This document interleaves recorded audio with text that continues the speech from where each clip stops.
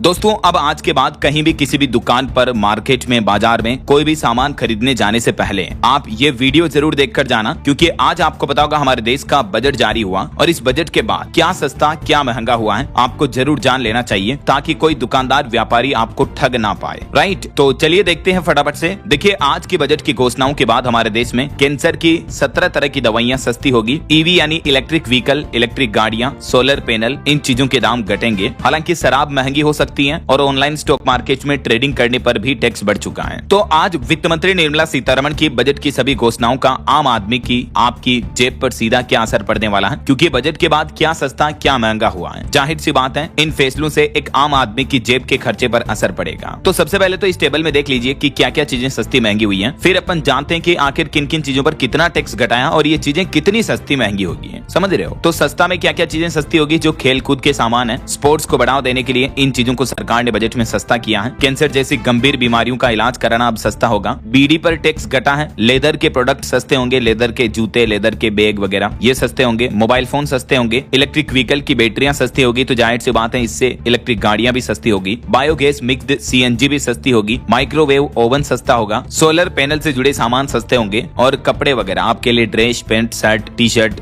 Jeans, ये चीजें भी सस्ती हुई हैं। महंगा क्या क्या हुआ तो देखिए आप, शराब, दारू, गुटखा, सिगरेट, तंबाकू प्रोडक्ट्स महंगे हुए हैं। स्क्रैप से जुड़े सामान महंगे हुए हैं। खनिज, माइनिंग से जुड़ी चीजें महंगी हुई हैं और फ्यूचर ऑप्शन ट्रेडिंग महंगी होगी। इस पर सरकार ने टैक्स बढ़ाया है। तो अब ये चीजें कितनी महंगी, कितनी सस्ती होगी और किन किन चीजों पर कितने टैक्स में कटौती और बढ़ोतरी की गई है, आइए ये भी डिटेल्स देख लेते हैं फटाफट से। सबसे पहला देखिए, कैंसर की दवाइयां सस्ती होगी। इसके अलावा 17 तरह की लाइफ सेविंग ड्रग्स पर कस्टम ड्यूटी को भी सरकार ने खत्म कर दिया है, बिल्कुल जीरो कर दिया है। तो 17 कैंसर दवाइयां सस्ती होगी। कैंसर का इलाज कराना सस्ता होगा और दुर्लभ बीमारियां, जो गंभीर बीमारियां हैं, बाहर से, विदेशों से मंगाई जाने वाली दवाओं और स्पेशल फूड पर भी अब कोई टैक्स नहीं लगेगा। तो इससे उन परिवारों को बड़ी आर्थिक मदद मिलेगी जो इलाज के लिए महंगी विदेशी दवाओं पर निर्भर हैं। दूसरा, माइक्रोवेव और ओवन वगैरह ये सस्ते होंगे। इन चीजों के पुर्जों पर ड्यूटी घटाई गई है और इन चीजों के मैन्युफैक्चरिंग, निर्माण में घरेलू मैन्युफैक्चरिंग को बढ़ावा दिया जाएगा। सरकार ने बजट में ये भी फोकस रखा है। खास करके इलेक्ट्रॉनिक सेक्टर में कुछ अहम बदलाव किए हैं। अब माइक्रोवेव ओवन बनाने में इस्तेमाल होने वाले खास पार्ट्स पर कस्टम ड्यूटी बिल्कुल कम कर दी गई है। तो इससे आने वाले दिनों में माइक्रोवेव की कीमतें कम हो सकती हैं। कुल मिलाकर इसके पीछे सरकार का लक्ष्य है कि भारत कंज्यूमर इलेक्ट्रॉनिक्स के मामले में दुनिया का हब बने। अच्छा, तीसरा पॉइंट देखिए, ईवी बैटरी और सोलर पैनल भी सस्ते होंगे, क्योंकि इन चीजों को बनाने में इस्तेमाल होने वाला कच्चा माल भी अब सरकार ने बिल्कुल टैक्स फ्री कर दिया है। एनर्जी ट्रांजैक्शंस को देखते हुए सरकार ने जो लिथियम आयन बैटरी आती हैं इलेक्ट्रिक गाड़ियों में, इन बैटरियों को बनाने वाली मशीनों पर मिलने वाली टैक्स छूट का दायरा बढ़ा दिया है। ठीक है, तो इससे अब बैटरी एनर्जी स्टोरेज सिस्टम के लिए इस्तेमाल होने वाले सामान पर भी ड्यूटी नहीं लगेगी। वहीं सोलर ग्लास बनाने में इस्तेमाल होने वाले सोडियम एंटीमोनेट पर भी ड्यूटी हटा दी गई है। तो इससे भी हमारे देश में सोलर पैनल बनाना सस्ता होगा। तो ग्रीन एनर्जी को बढ़ावा मिलेगा और ज्यादा से ज्यादा सोलर प्लेट्स का इस्तेमाल होगा हमारे देश में, है ना। अच्छा, इसके अलावा अब देखिए, जूते, कपड़े भी सस्ते हो सकते हैं, क्योंकि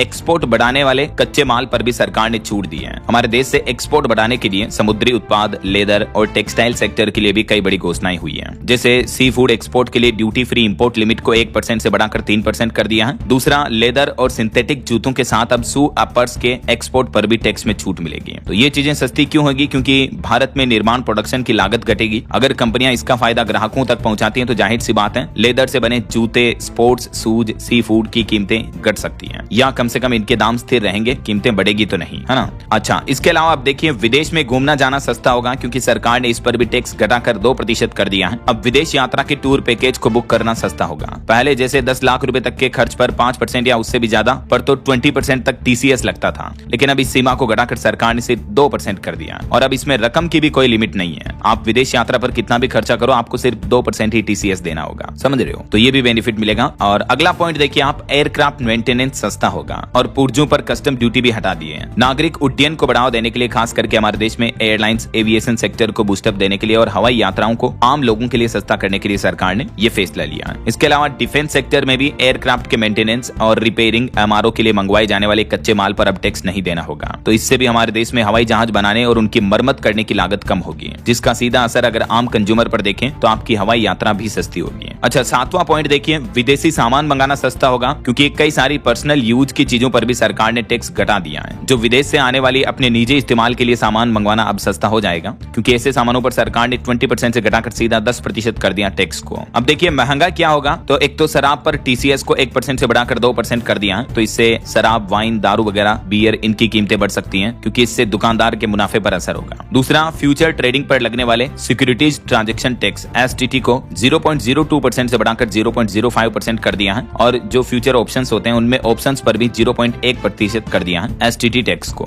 STT ऐसा टैक्स होता है जो आपके हर सौदे, जैसे फ्यूचर ऑप्शंस में आप जो भी लॉट्स खरीदते बेचते हो तो उस पर ये टैक्स लगता है। तो टैक्स दरें बढ़ने से अब आपको एक ही ट्रांजैक्शन के लिए पहले के मुकाबले ज्यादा पैसे चुकाने होंगे। तो जो लोग ऑनलाइन स्टॉक मार्केट में ट्रेडिंग वगैरह करते हैं उनको जाहिर सी बात है ट्रांजैक्शन फीस ज्यादा देनी पड़ेगी अब, है ना। तो ये तो अपन ने ज्यादातर चीजों की लिस्ट देखी कि बजट में आखिर क्या सस्ता क्या महंगा हुआ है। और भी इन पॉइंट्स के हाईलाइट्स आप देख सकते हैं। समुद्री खाद्य उत्पाद, जूतों के ऊपरी हिस्से, चमड़े और वस्त्र परिधानों में छूट मिलेगी। न्यूक्लियर परियोजनाओं के लिए जरूरी वस्तुओं के आयात पर भी छूट रहेगी। कुछ अहम खनिजों की प्रोसेसिंग के लिए जरूरी वस्तुओं के आयात पर भी छूट मिलेगी। बायोगैस मिश्रित CNG पर छूट मिलेगी। एयरक्राफ्ट विनिर्माण, तेंदुपत्ता पर छूट दी गई है, तो इससे बीड़ी सस्ती होगी। शिक्षा और चिकित्सा जरूरतों के लिए रेमिटेंस यानी जो बाहर से भेजे जाने वाली पैसों की रकम है उस पर TCS को 5% से घटाकर 2% पर लाने का प्रस्ताव भी बजट में रखा है। वहीं रक्षा क्षेत्र में डिफेंस में विमान के पुर्जे वगैरह पर भी मूल सीमा में छूट मिलेगी। माइक्रोवेव ओवन, निजी उपयोग के लिए विदेशी वस्तुओं का आयात और कैंसर जैसी गंभीर बीमारियों की दवाइयां भी सस्ती होगी, है ना। क्या महंगा होगा, तो शराब मैंने आपको बताया। इसके अलावा कबाड़ पर भी TCS को 1% से बढ़ाकर 2% कर दिया, यानी जो स्क्रैप होता है कबाड़ महंगा होगा। खनिजों खास करके कोयले और लोहा अयस्कों पर TCS को 1% से बढ़ाकर 2% किया गया, तो ये चीजें महंगी होगी। इसके अलावा आयकर में यानी इनकम टैक्स भरते समय अब अगर आप गलत जानकारी देते हो तो टैक्स की राशि का 100% जुर्माना लगेगा। तो इनकम टैक्स में गड़बड़ी करने वालों को अब ज्यादा नुकसान होगा। जैसे आपके पास कोई चल संपत्ति है उसका आप खुलासा नहीं करते हो तो भी जुर्माना लगेगा। तो ये सब कुछ चीजें अब महंगी होगी, है ना।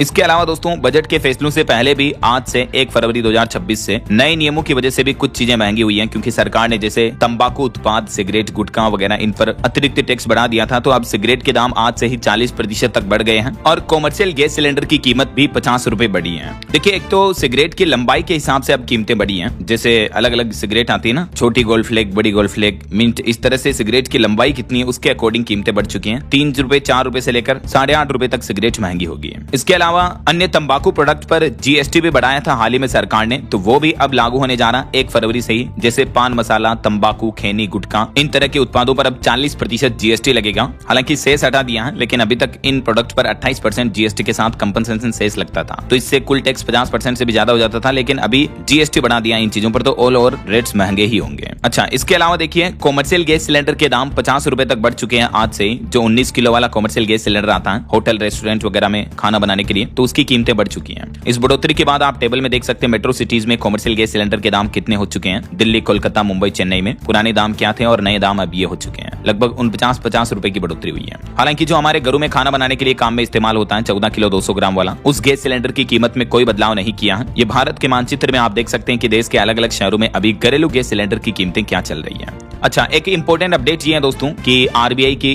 MPC की मीटिंग भी होनी है 4 से 6 फरवरी तक। तो रिपोर्ट ये आ रही कि इस मीटिंग में भी रिजर्व बैंक 0.25% तक रेपो रेट यानी ब्याज दरों में और कटौती कर सकता है। वैसे पिछले साल 2025 में काफी ज्यादा रेपो रेट में कटौती हुई थी, तो अगर इस बार भी ये MPC मीटिंग में रेपो रेट में कटौती होती है तो बैंक लोन लेना वगैरह सस्ता हो सकता है। ठीक है, पिछले साल फरवरी से लेकर दिसंबर तक 4 बार रेपो रेट की दरें घट चुकी है, ये डेटा आप देख सकते हैं। अच्छा, अगला अपडेट है एविएशन फ्यूल के दाम घटे हैं, तो इससे भी आपका हवाई टिकट सस्ता हो सकता है। फरवरी में हवाई यात्रा करने वालों को राहत मिलने की उम्मीद है क्योंकि तेल कंपनियों ने जो हवाई जहाज में भरने वाला फ्यूल ईंधन होता है उसकी कीमतों में तकरीबन 1000 रुपए की कटौती की है। जैसे देख सकते हैं आप दिल्ली वगैरह में इसके दाम क्या होंगे। अच्छा, अगला अपडेट ये है कि संपत्ति बेचने खरीदने के लिए भी अब आधार ऑथेंटिकेशन जरूरी होगा। उत्तर प्रदेश और कर्नाटक सरकार ने हाल ही में 1 तारीख से यह नया नियम लागू कर दिया। अब किसी भी तरह की जमीन, प्लॉट, प्रॉपर्टी, संपत्ति, मकान, दुकान, इनकी रजिस्ट्री के लिए गवाहों का भी आधार ऑथेंटिकेशन अनिवार्य होगा। खरीदार और विक्रेता बेचने वाले लेने वाले का तो जरूरी होगा ही, बाकी गवाहों को भी अब सब रजिस्ट्रार ऑफिस में मौजूद बायोमेट्रिक मशीन पर अपनी पहचान यानी फिंगरप्रिंट या फेस वेरिफिकेशन कराना होगा।